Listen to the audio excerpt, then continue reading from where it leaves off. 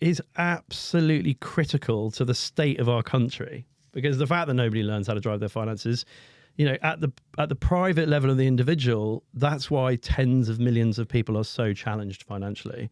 Like, there's not that much information and not that much effort to make a completely life-changing difference to your life. Mm-hmm. And, I'm obviously one of the people telling that story. You're one of the people telling that story. Happily, I think this new world of kind of podcasting and social, there's lots of bad information out there, but there's also a lot of good information out there. And a lot of these things, I guess when I started doing this 10 years ago, I encounter people all the time to whom it had never even occurred to think about finance or pensions or stock market. They were like, well, you know what? Whereas now I think certainly people under a certain age in this country at least know that they should know about this stuff, which is kind of progress. But, we're still, I keep quoting this stat, it depends on which stats you're looking at, but between 90 and 95% of British adults do not have a stocks and shares ISA. And that basically means if you game out what that means, it means that 90 to 95% of British adults are not knowingly and proactively investing in financial markets. Mm-hmm. They have some exposure to their pension. Excuse me. We can come on to that because that's for all sorts of reasons to do with very bad regulatory choices and legislation and whatever else in the last many years. That exposure is probably the worst it's ever been for your average British person in terms of their ability to make money and build wealth. And so your antidote to that is to know about this stuff and kind of, if you like, take yourself out of the standard trajectory that most occupational pension schemes will have you in. But actually, any sensible, educated, literate adult should be knowingly and proactively involved with capital markets because it's life-changing. And so, that's my mission. And sorry, this is like a 10-minute answer to a simple question about learning how to drive a car is the same as learning how to drive your finances. It's interesting you say that because I came from a working-class family, went to a state school, parents didn't save. And then I went into the world of finance and I work in wealth management. So and seeing, what are now wealthy people, and their key difference in life is that they started saving and investing earlier. The key message that I always try to get across to my friends and my family is the earlier you start, the better. And I think that the cohort of people that listen to this will probably be in their sort of early 20s to sort of mid 30s. Yeah. So I think that this actually really appeals to these people, and particularly if you do have children. Well, they've got a massive advantage, right? A huge advantage because you have time on your sides. But you said something there about it's critical to the economy, and I want to get your opinion on this for a second. But in my opinion, I think that the state pension, because it's a burden on the state right now, we've got an aging population. I think that probably by the time that we come to retire, 30-year-olds come to retire, it may not exist. It's already it's already effectively not enough to live on for anybody, right? Mm-hmm. I mean, it's 10,000 quid a year or thereabouts, whatever it is. And I talk about this stuff a lot, as I'm sure you're aware. And I've done some more work on it recently because I'm writing the teen and young adult version of my first book, How to Own the World, due for publication next year, and I'm trying to get it in by the end of this year. But so I always used to say the British were the second country in the world, basically, to come up with the idea of a pension system. We did it in 1909. The Germans did it in 1889. So well done, Germany. 1-0 Germany before the other fights we've had since. But anyway, I digress. But so we were second in 1909, and the point I always make is, so we invented a pension system for the elderly poor, as it was described in the system, who were basically anybody over the age of 70 who needed support and hadn't got income or assets or whatever, which was brilliant, right? Except that life expectancy in 1909 was 47, right? And that number is obviously skewed by infant mortality because a lot of kids died before their 5th birthday.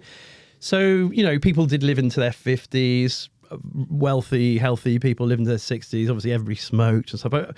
But genuinely, the number of dependent elderly poor or pensioners that actually made it to 70 and got money from the state was vanishingly small as a percentage of the population. Mm-hmm. And actually, so the reason I was sort of smiling in the research I was doing for this teen and young adult version of my first book the other day, I was kind of going down the rabbit hole on that again because we're trying for it to be a global book. So I was thinking, what was the experience in America and New Zealand and Australia? And I was looking at all the sort of different years that each of the countries, the sort of developed nations, came up with a pension system. And then what was really noticeable is that basically the age they set the Social Security safety net for was almost always a couple of years older than average life expectancy. So in America, it was, off the top of my head, it was 65. When it was in the 30s, they came up with it, and it was for any American who hit 65. Male life expectancy was 60 and female life expectancy was 64. So the politicians are literally going, well, let's come up with this thing called a pension, but just make sure that it's pretty unlikely that many people can, because it's going to cost us so much money. Now, of course, for all sorts of structural reasons, move on 50, 60, 100 years or whatever. And today, life expectancy is in the mid-80s, and it's forecast to keep going up, and it's going to be in the mid-90s. And then, most kids born today are quite likely to live into their hundreds. As much people are cynical about that, I've just written a book about the biotech sector, and I can tell you that is very likely to happen, at least to people who are wealthy enough to leverage all this new stuff, which is going to be a fair chunk of the population. So there are going to be lots of people into their, 100 and beyond, lots more people. And if we want retirement age to be 60, let's say, that means that there are going to be tens of millions of people who need to fund 20, 30, 40 plus years of their life if they want to retire conventionally and stop working. And that is a massive problem. And, this is, I talk in terms of the carrot and the stick, right? The stick is, people go like, why should I think about this? Why should I do this? And actually, just as a quick aside, you talk about like people have an advantage and they need to learn about compounding. The problem with compounding is it does take many, many years to deliver you a result. And the problem with that, so you need the knowledge and you need the patience and discipline to like delayed gratification, but not just for like 2 or 3 years, for like 30 or 40 years. Yeah. I always talk in terms of, if you want a great result here, you basically need to decide that 10% of what you earn every month forever from the minute you start earning money for the whole of your adult life it's something you do not touch until you have, a large 6 or low 7-figure sum, right? And because that's what maximizes the chance that you will have that. Now, there are a couple of problems with that.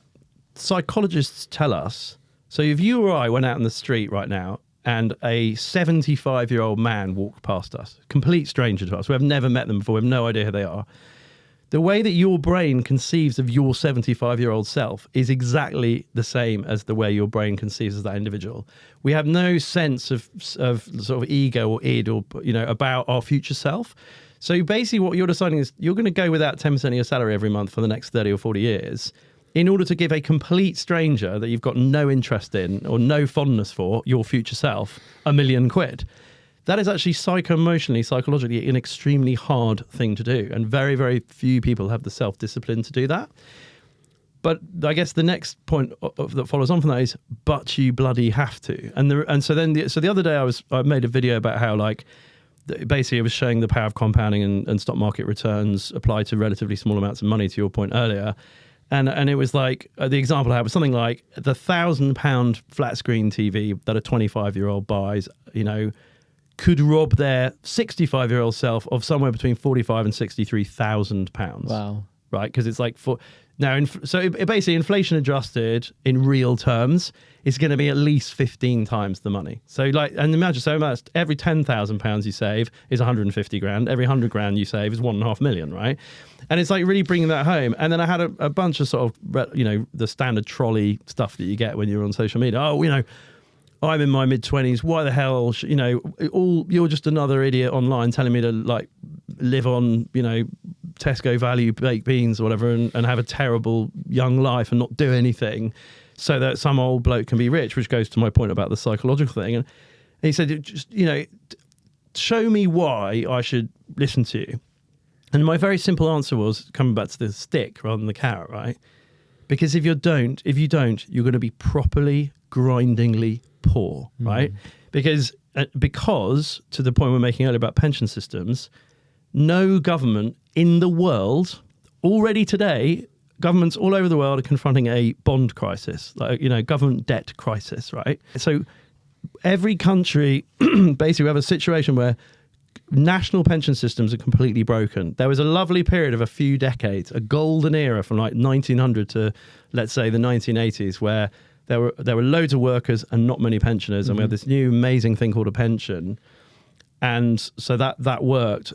Now the demographics don't work anymore. And so the answer is not, the government should pay, because it just can't. Probably 99.9% of human beings ever born in history had to work until they died, right? Or there was some sort of really rudimentary societal care in an agricultural village in wherever, rural Africa or rural England 300 years ago, that the society would club together and the old guy couldn't work anymore, they'd share a bit of their bread and whatever, and they could sort of hang on.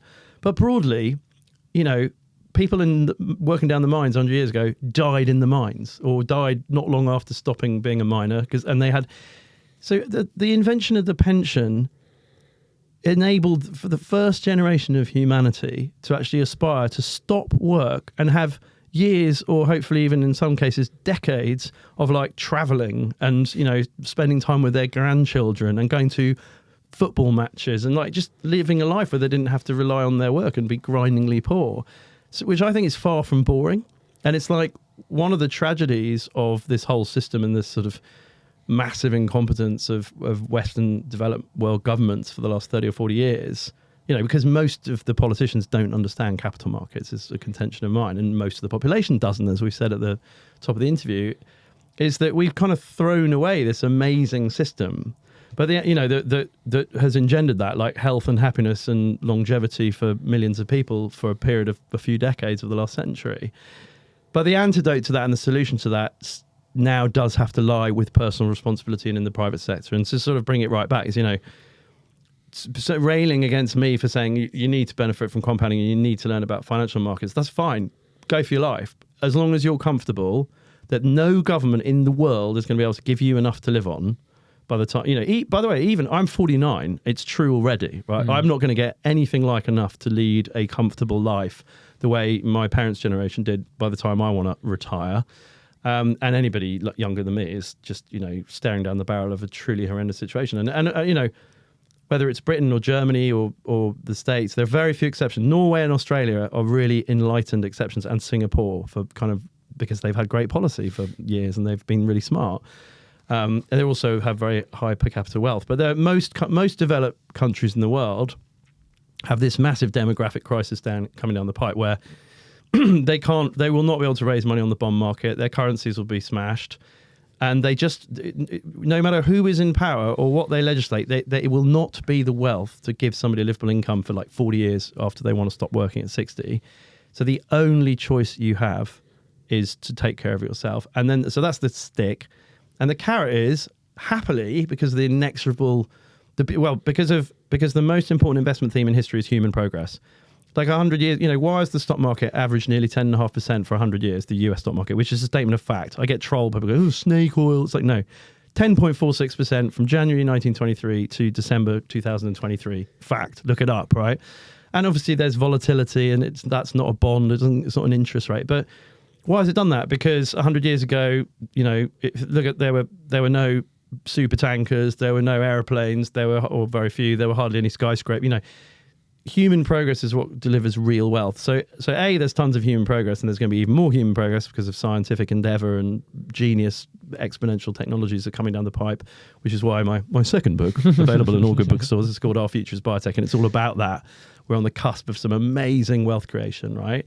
And because of this idea of compounding. And so the carrot, the stick is you've got to sort it out, and if you don't, you're going to be really poor. And the carrot is you've got a really good chance of sorting it out if you can be bothered. Yeah, and also if you start early and if you have the inclination and the desire to go and figure it out, because some people might go to a financial advisor, some people go to your book, for example, to get all of the tools. Morgan Housel wrote an amazing book called The Psychology of Money, and I think that more material is now being written for people to educate themselves. Go onto YouTube, for example, go onto Google. Go onto our YouTube channel. We're doing video 29, I think it is, tomorrow, in just over a year. So exactly that. Putting this and stuff I'm guessing this is all just plain English finance, and it's just trying to. It's basically all the stuff in my books, bite-sized chunks, like 10 to 15-minute videos, a different topic every fortnight. So yeah. And the benefit you get from things like the pensions, if you're investing when you're younger. Yeah. And I know companies are now mandated to offer it. And one key piece of advice would anyone listening, if you've opted out of your pension, opt in to make sure that your company is contributing on your behalf. And also, as an addendum to that, if you have a company that will match any contribution you make, that's 100% free money. Yeah. Like that's the only 100% guaranteed return you're ever going to get. So if you can afford it at all, do it. You know? And the government encourages this by giving you tax breaks. Yeah. So if you are a higher rate taxpayer, they will literally top it up by your marginal tax rate. Yeah. So again, the government are playing their part. And then if you have £60 or gross it up to £100, for example, and then you will be able to invest that, and you benefit And from not only the tax-free compounding amount, on it, yeah. and the compounding on what the government's given you. Yeah. And if it's invested sensibly, a very small amount. I made a post recently about how easy it would be over a 30-year period Yeah. to get to £1 million. Yeah, And it was exactly. saving something along the lines of £350 a month. Yeah. And somebody said, well, that's a lie, and it's not a lie. It's fact. This is my It's- point, It's Gates. By the time scientific. The trolls, like I encourage people to go. There's a website called the compoundcalculator Yeah, site.com or brilliant. something like that. Or if you just Google compound calculator website, and exactly that, I get it all the time. And actually, as a quick addendum to that, the stat that I quote quite a lot, there was an Aviva survey done a few years ago that found that 60% of British adults don't understand compounding. And by the way, you know, when people are surveyed, they often lie and pretend they, like, That's you, true, you don't yeah, want to read, you stated go, facts, yeah, but- I don't understand that. And most people go, oh yeah, I understand that. So actually, the number's probably higher. So if 60% of people don't understand, I mean, there's a serious percentage of British adults that can't do a percentage change, right? Or like a big percentage of British adults. So if you can't do a percentage change, you don't understand compounding. If somebody like you or me comes on and says, you can turn a few £100 a month into a 7-figure sum over 30 years of investment, they go, bullshit, right? And it's because they genuinely just can't grasp the maths. So, you know, it's another thing. By the way, so if you were going to ask me which books, like I was going to say Psychology of Money, annoyingly enough, he sold like 7 million copies of that book now, but it is a brilliant book. And yeah, like definitely play with the compound interest calculator to show yourself just how powerful it is. Yeah,